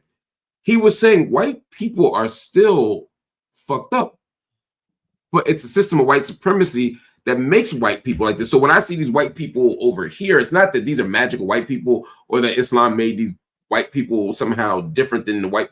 It's that if you haven't been infected by white supremacy and by white logics and by white supremacist logics, etc., then you can be a full human being. So he was that's why I say that. But you're saying something slightly different. You're saying that they're born that way, whereas a lot of people believe that they are made that way from these systems. But you're saying a white baby doesn't have a snowball's chance in hell of being anything other than this. My man, I think it's Muhammad Ali made that analogy when he was like, if I'm at the door and it's 1,000 snakes coming and 200 of them are harmless and the other 800 are poisonous, do I take the time to sort them out, or do I say F them all? That's probably a better analogy. So can you find a good white person? You might be able to find a good white person. I just wouldn't waste the time to find it. Like history, and that's just from history. History shows us. That's fair for 99% of the world to say. Right. The reason why I won't let Captain Tazaryach say that is because you also are making claims about faith. So we're not, because you can be pragmatic about it and say, look, what it's so many. I can't pick out the good ones, right? I think white people, if you believe that so many white people are fucked up that you ain't got time to be pulling out the special ones, I hear that as a pragmatic argument, even if I don't agree with it. But the problem is, if you're helping people and guiding people toward faith, and we're making claims about what people are by nature, then we're making claims about how God, based on this conception of God, how God sees us and how God creates us. And so did God create white people evil, or did God not create white people? No. So in Romans the 9th, that's actually a good question. In Romans the 9th chapter, and what's beautiful, this is in the New Testament for all the Paul lovers. So in Romans the 9th chapter, Paul says, as it is written, Jacob have I loved, Esau have I hated. Esau is where white people come from, the so-called Jew or the Klan member. They both come from Esau. And then right after he says, Jacob have I loved, Esau have I hated, he says, what shall we say then? Is there unrighteousness with God? God forbid. And when you keep reading, it says, does not God have the power to make one vessel of honor and one vessel of dishonor? So then people are gonna have to face the absolute conclusion that God created the white man as a vessel of dishonor, but he also created us as a vessel of honor. So why are we following the dishonorable one? Because when we follow him, if you think about our criminality, our over-sexualization, our drug use, our very way of life in America is predicated on being American, and that's been dishonorable. If we were to be honorable and obey the laws of God, then we would set a whole new precedence. So he did create the white man to be evil. Now I'm going to ask you one more question about this. This is a question of theodicy, right? This question of God and justice. This question of why do good things happen to bad people and bad things happen to good people. Again, this is for the audience's sake. Right. In the Nation of Islam, the same question was asked. Why does God make devil? Right? Why would God create this dishonorable being when you could just not do that? Yeah, like so in Isaiah 55, it says, my thoughts are not your thoughts, my ways are not your ways. Oh, come on, man. Hey, I'm not finished. Okay. Go ahead. Do you think? I'm gonna go a little further. I'm gonna go a little further. And so when this says this Romans 9 and 20. I'm sorry, 9 and 19. It says, thou wilt say unto me, why doth he yet find fault? For who hath resisted his will? Who art thou that replies against God? That's your question. Why would he do that? Because he can. And here's the real question. I need a blueprint. I need a little. I know God. You can't ask God for more than God could be. No, the verses is breaking it down. Okay, because I can't. I'm about to say, keep going. I'm listening. No problem. Read. So there. So there's this thing people believe called free will, right? Free will was created to answer if God is all love, because that's what Christians was teaching. Right. Why is all this chaos? Why is all this death? Why is all this punishment? Yeah. And the only answer is free will. We're choosing, because we're disobeying God, we're getting punished. I'm sorry. We're choosing to die, or we're choosing to be evil. To take away from God is the one punishing you on purpose because he gave you rules. Most people think God is like your mama. You know, your mama got patience. Your mama got this. A father don't. A father's a disciplinarian. So when I keep reading, it says, shall a thing formed to him, shall a thing formed say to him that formed it, why hast thou made me thus? Have not the potter power of the clay to make the same lump to make the same lump, to make one vessel unto honor, another unto dishonor? What if God, willing to show his wrath and to make his power known, endured with much long suffering the vessels of wrath fitted to destruction? Our life is a test. That's your life. When you're born, your life is a test. Are you going to be obedient to God or disobedient to God? And based on the choices that you make will determine if God is going to punish you or if God is going to bless you. So are white people the punishment for black people's disobedience? Unfortunately, yeah, you could say yeah. Like in Isaiah 47 and 6, when God said, I was wroth with my people, I polluted them, I put them in your hands, but then you didn't show them any mercy. So as we try to repent from the wickedness that we was doing, this white man has no mercy. That's why I said he's inherently evil. Like the Bible say, the wicked are estranged from the womb. At some point, you would think that the white man would have mercy on us. Even if you take them 200, and that analogy of them 200 white people, and everybody say there was some good white people here, there's some good white people here. Where's the white faction that came to change the amendment so that we can actually benefit from the Constitution? That we can actually, that we're no longer 3/5 of a man on the book, that 13th Amendment is gone, that there's things in place that actually specifically benefits us. When you think about everybody that was so-called free from slavery, black people are the only one that was free but given nothing. Now, this ain't to support a reparations argument, but the reason why black people are asking for reparations, because they're the only people that was never given anything when they were so-called free from slavery. But the Jewish man, speaking of the Israeli Palestinians, they put them in Palestine, or would have put them anywhere, because they knew they couldn't leave them in Germany to be further oppressed by other Germans. So they had to find a place to put them so that they can be mentally and spiritually free. But we was never given that. We got a question coming in. We got two more questions before we go. Another one from Stacy Galore, who said, we recently heard Captain Tazaryach say publicly he hates white people. I'm curious to know if he hates white people more than gay black people. Do you hate gay black people? I don't want to presume that you hate gay black people. I don't. Okay, hating black people is probably something I would never do. I don't. I hate what they do, but I don't hate them. Like, if a black person repents from their sins, they could be my brother or sister. But there's nothing that a white person could do that they could be my brother or sister. What sins stop someone from being your brother or sister? For example, if someone is not observing the Sabbath, are they still your brother? Yeah, so because they might not know, how to keep the Sabbath. So what if they're gay? Is a gay person your brother? A gay person is my brother of the flesh, but he's not my brother. What I mean by brother of the flesh, if he's black, all black people are my brothers. All black women, all black people are my brothers and my sisters. But that lifestyle will keep him separate from me. He couldn't hang with me. He couldn't sit with me and be gay. He would have to give up being gay. That's rough. I would argue you can't do that, but that's why I said that's rough. Because how would you know that they're not gay? I mean, that's like homosexuality is like. Do you really believe it's just a choice? You don't believe people are born gay? No, I don't believe people are born gay. Most people are gay from some traumatic childhood event. Oh no! Yeah, you think they're born gay? Yeah, nah, yeah, for sure. I think people are born with all kinds of identities across the spectrum. I think it's a myth and a dangerous myth to think that everybody who's gay or most people who are gay are been like abused or traumatized, because it also reinforces the idea that gay people are predators as opposed to people. Most gay people are predators, though. No, I can't let you. Let's move on from that because we're not going to agree on that. And it doesn't feel. I would not feel responsible or principled to let that conversation. No, we can go move on.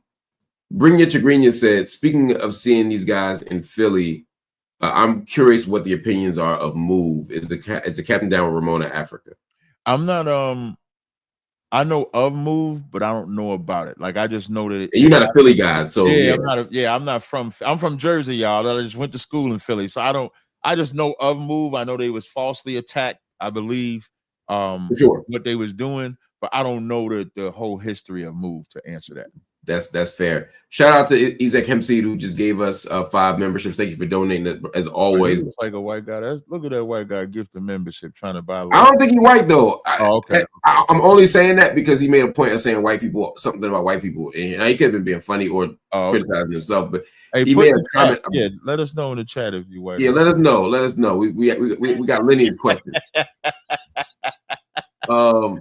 Kali JNS Nakhti University said, can you ask him about what the Lion of Judah means to him and what he thinks of Islam? I think we know the second part, but right.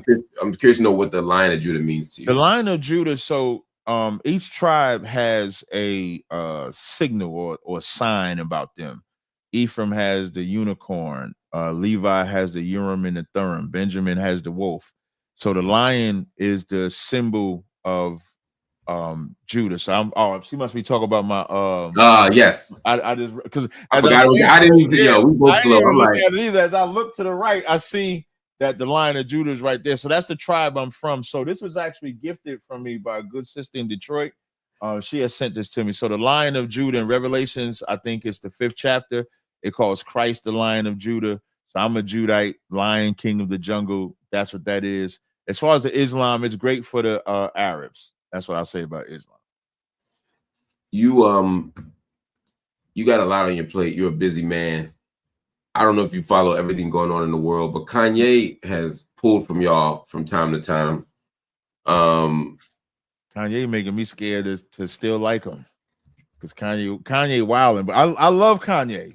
Well, you got to say before he talk about you. He gonna get. That's true. I don't want that smoke. I'm gonna fix that and make it say yay in a minute. But so Ye has talked about the Israelites, talking about who the real Jews are. He's come hard against people who identify as Jews. Again, I have found Kanye's commentary to be problematic for 2 reasons. I mean, a lot more than that, but 3 reasons. Reason 1, I think it's deeply harmful to an abusive and racist and all the other things, or whatever words you want to use, to the way he's talked about Jewish people writ large, I think is unacceptable, deplorable. And I think the word anti-Semitic is overused, and I think it's used in ways that deny our ability to have legitimate criticisms of Israel. and legitimate criticism, but some things are actually anti-Jewish, and it's attacking Jews for being Jewish. And when I see Ye do that, when I see him talk about wear Nazi stuff and KKK outfits, and and explicitly say that he loves Hitler, and start calling himself Yadolf Hitler, I can't support that, and I don't see any value of anybody supporting that, no matter what your religious or political beliefs are. And unless your religious and political beliefs are anti-Semitic, I don't see how it could be okay. My second reason is that Ye is so deeply uninformed. It's like he did a drive-by. Like he heard somebody say a sentence and then decided to repeat that sentence. Mm-hmm. So when he's like, "We the real Israelites because we from the blood of Christ," and if you ask him to say anything other than that sentence that he kept repeating, I'm not sure he could. I'm not sure he understands it. And then third, I think Ye says and does things that are deeply anti-Black. Right. Even in the context of attacking, I mean, like, supporting Nazism and Hitler is evil to me, no matter what. But to watch people who identify as pro-Black defending it as if Hitler was pro-Black or as if Nazism was pro-Black, to me is bizarre and just, again, uninformed. So for me, when I hear all of that, I'm like, do the Hebrew Israelites want to be tied up in Ye? Does Ye want to be tied up with the Hebrew Israelites? Neither of them sound like good ideas. I interviewed Ye on Clubhouse back. I know when the Kyrie Irving thing happened, right? And so what I first say about Ye, he's a free man in the sense that he's free to just say what he wants. But now with that said, unlike an Israelite that's doing it for their people, Ye's is based on rejection first. What I mean by rejection is like when he was getting what he want with the Adidas and working with the Jewish man and stuff like that, everything was all good. It's only when they started attacking and not letting him have the same freedom, or maybe he wasn't as cool as he thought he was. Now it's like, get in your place, boy. And so Ye didn't like that. And so now Ye is a free man, and he was always wild. Remember, before he said that about the Jews, he did say George Bush don't care about Black people. So him saying crazy stuff off the cuff is not something new. So, but in the beginning, he had a point. Remember when he was on Drink Champs and he was like, "I'm a F your woman, I'm a F your B, I'm a kill his nigga. I'm a F your B, I'm a kill his nigga." And he was like, that music can be propagated by Jewish people that run hip hop, but good music for hip hop can't be propagated. So as he would do that in the beginning, I was all for him. In a sense, I'm still for him, because although the Hitler and everything that Hitler did and stuff at the surface level. So at the surface level, we look at what Hitler did, and Kanye West mentions Hitler. It's like all we think about is, oh, Hitler did this, he unalived these people and stuff like that. But nobody looks at Ye's reasoning for why he's doing what he's doing with Hitler. And if this, what is his reasoning? I'm about to break it. So if his reasoning is legit, I do support him. So this is the reasoning that Ye said. The reason that Ye is supporting that is because the Jewish people that run music, that run media, that run Hollywood is only portraying Black people that are twerking, getting high, unaliving themselves. So if they can exploit Black people that way, he's doing this with the Hitler thing to take something that's egregious to Jewish people and putting it in their face and saying, if you don't like this, then stop propagating our people that way. Now, that's what he's saying at the surface level. I think I had, when I saw his tweet about that, I shared it. Now, but he's crazy though. What I mean by crazy is the stuff that he's doing when he's attacking Black people, the stuff he's saying about Jay-Z, the stuff he's saying about Beyonce, the stuff that's what makes his message seem like it's not as legit as it is. Like, I've been the same since y'all known me. I say the same thing in 2010, same thing in 2016. When Ye starts talking about Jay-Z and Beyonce, it doesn't have it, he loses the power that he could have when he starts talking about Black people. If it's about exposing a Jewish man exploiting black people, so he gonna exploit Jewish people, and he stayed right there, it's very easy to stand with him. But when he switches and goes to something else, that's when it makes it hard. So for the Israelite side, it's good, but it's bad. Yeah. Then it's bad, but it's good. It's like depending on, you never know what it's like. It's hard to read him because he don't have nobody guiding him. He don't have nobody in his corner that can give him something that can make him say what he should say the appropriate way. But he's free. Now, as he's throwing it in their face, I don't have pity on the Jewish man because of everything that they throw in our face. Like they'll take, like, when the last time you seen a good female rapper? What I mean by good female rapper, a sister that might rap and make music like Latifah would, like a Lauryn Hill would. They're not gonna get promoted. A hip hop artist, like the Christian rapper. What's the Christian rapper? I can't remember his name. Lecrae, you talking about Oh no, not Lecrae. He got the dreads, light skinned brother. I forget his name. Oh, you talking about D1. D1, right? Now you take D1. Now I don't like Christian music at all, but D1 is I don't like most Christians don't either. Yeah, I don't like no Christian music at all. But his type of music, back in the 90s, you had Onyx and Public Enemy. You had Arrested Development and the Wu-Tang Clan. Like there was a lane for all different forms of music because it was art form. Now there's only shoot them, have sex, throw them away, kill them, and do all of this. So it's hard for me to feel bad for the Jewish side because the Jewish side is exploiting us. So that's where I'm kind of at with it. I can't accept that as an argument that's persuasive to me. Primarily because Hitler didn't go out, even if I accepted the premise, which I don't. Right. Jesus, Kanye. Kanye is making a case about Jewish execs that then applies to all Jewish people. In other words, it's not like Hitler was going out there executing Hollywood execs. He was killing all Jewish people indiscriminately. Right? And so to say that I'm mad at Hollywood executives and music executives, actually more music executives who happen to be Jewish is problematic to me. For one, it's not their Jewishness that he's presuming that it's their Jewishness that makes them act that way, as opposed to the fact that they're just music execs. And I say that because Black music execs also traffic in Black misery and Black pain and all that shit.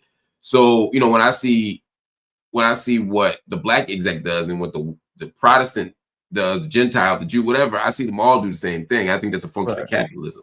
So for me to point out their Jewishness as the reason, already sets us on the wrong course. But second, why not go after them instead of using a symbol of Nazism that has been used to do harm to all Jewish people, whether they have done anything to anybody or not? It's collective punishment. It's saying I'm going to do, and the problem is symbols of Hitler and symbols of Nazism people aren't making distinctions about who to apply them, even if I accepted that all those executives were evil. Those images encourage violence against all Jewish people. They encourage violence against all vulnerable people. And Jews have been vulnerable for centuries, not just since the Nazi era. So for me, I think it's deeply dangerous.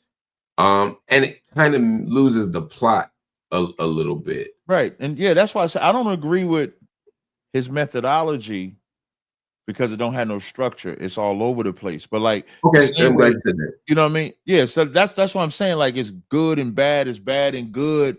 The statement that he made, but then the way he's going about promoting the statement is where I disagree. But I'll tell you like this. What he's doing with putting Hitler in the face is no different than slave movies being put in our face all the time. Even when you watch a slave movie, you don't walk away thinking that slavery was good. No, but the mental psychology is for black people to know their place. When you talk about the music, now we're stereotyped. Black people are, and the crazy thing about the stereotype, I was watching Bill Cosby in the 70s make the same statement about black on the black on black crime that we do now. Not the side, I'm gonna just say what he said. It's gonna come right to my point. Bill Cosby was doing this interview in the 70s, and he was like, y'all keep telling me about all these crimes that we commit, but when I go read the newspaper, whenever a white guy commits a crime, it doesn't put their race. It doesn't say the white guy unalive this one. But when it's a black person, they always make sure they put a black person. Like, why don't they make it the same? And so when what Kanye is attacking from Hollywood into music does create a stereotype. You could see it in the election. In the presidential election, when Kamala Harris, who decided to be black for the election, when she selected the black people to promote, she had Megan twerking, she had Glorilla. Why is Megan and Glorilla the representation of us? So his statement, I agree with the statement, but the way that he's going about doing it, I'm not saying that he got to throw a swastika in the face. I'm not saying he got to put the hat on and all of that. I'm not saying that he got to do all of that. But what I am saying is that statement of why he's doing it. Let's not act like, when I'm saying, I'm not talking about you at all, Mark. When I'm saying, talking to the audience, let's not act like there's never been an exploitation of us to keep that stereotype there. Even when we get unalive, when we do a crime or anything like that, like the brother Carmelo Anthony, they're trying to paint him out like he's this exorbitant criminal, bad guy, XYZ like that, when he just defended himself. Anytime a black person is involved in any type of crime, they look for something bad about him. If he's unalive, they do that. So there's always been this stereotype, and most people think that Jewish people run media, which is why Kanye West has taken the position of Jewish people running media. And so that's why he's attacking it. So I don't agree with his methodology, but his premise does have validity to it. Before you guys, gotta ask you one more question. What's the UFC belt about? Oh, because I'm the champion in debate. So this belt was actually given to me by Tommy Sotomayor because he said I'm the champion of debate. So I debate a lot. You know this, Mark. Yeah. I've done a lot of debates, so that's my belt for being a champion. I didn't know if you were secretly doing some MMA or something. Nah. Is self-defense training part of the? Oh, definitely. Yeah, we actually at the Passover, the 2025 class of Hebrew Academy. Like I graduated from the class in 2012, so we do a training, and ours is self-defense. I'm glad you said it like that because we teach people self-defense. We don't teach people to go on offense. We teach you to defend yourselves. Know when to defend yourself. So the 2025 class in IHBK just graduated this year. So we do teach that as well. Wow. Time is moving, brother. Look, I got to go. We're at the 2-hour mark. Yeah, I looked up at the clock. I said, damn, it's been 2 hours. I know. And I can do another 2, man. But yeah, I appreciate you. We're going to have you back so we can build. And maybe we'll even organize a debate with you and somebody who's a worthy opponent. So y'all can go at it. I'll just moderate. Yeah. Anyway, brother, thank you for spending some time with us, man. Thank you for no problem at all. Teaching us about your teachings. And I think it was a great conversation. I gotta have you back soon. Likewise, man. Definitely, man. You take care. You too, brother. All right, everybody. That was Night School for tonight. Hope you enjoyed it. It was complicated. It was interesting. It was compelling. I'm sure some of y'all had strong disagreements with some of it, and other saw points of resonance. So hopefully we can build and have a deep conversation with our Q&A afterward. The next time we talk to really get into it. But I want to read just a couple more comments. Kali from Nakta University said, Lion of Judah, rise and blessings to humanity and Palestinians. All we need is love. I would say we need more than love, but we do need love. Tracy Eva became a channel member. Thank you so much for joining the channel. I appreciate you. Thank you. Bring It to Green. You said, maybe homophobic men are just afraid gay men will treat them the way they treat women. It's a provocative thought. Kylie said Kanye West is a part of the tribe of Judah, but he has crashed out and his rhetoric is problematic. Jazz LP said, sir, did you choose to be heterosexual? Just like you didn't choose to be heterosexual, gay people didn't choose to be homosexual. Cut it out. That's Dallas's finest. Jazz LP responding to a comment that was made earlier in the show. Anyway, thank you all. I appreciate y'all for watching. Hit that like button, hit that subscribe button, and if you're so inclined, hit the join button. Become a monthly paid subscriber to the channel so that we can have the financial stability that we need to do the work that we do every single night without fear of intervention from the powers that be, from the corporate media outlets, from the mainstream media platforms. No, we want the people to fund this, so please do it. If you can't make a monthly commitment, at least make one commitment at a time, one payment at a time. You can go to Cash App, PayPal, Venmo, or Zelle and drop something in the coffers. It could be $1. We are grateful, y'all, family. If everybody gave $1, we'd be so happy. If everybody gave $1 million, man, life would be changing. There would be signs. But I'd love if someone did that. But don't worry about giving $1 million. Don't worry about only having $1. Just give what you can. But what would be ideal is if everybody watching today could give $5. If you just went to Cash App or Venmo and just dropped $5 in, we would have more than enough money to meet our financial goal for the month. So please consider it. Please consider putting $5 in Cash App, PayPal, Venmo, or Zelle at the platforms you see here on the screen and making a donation. I would be so grateful. Anyway, I'll see y'all later, family. Pass the content around, like it, share it, subscribe to it, but most of all, study it, because that is what night school is all about.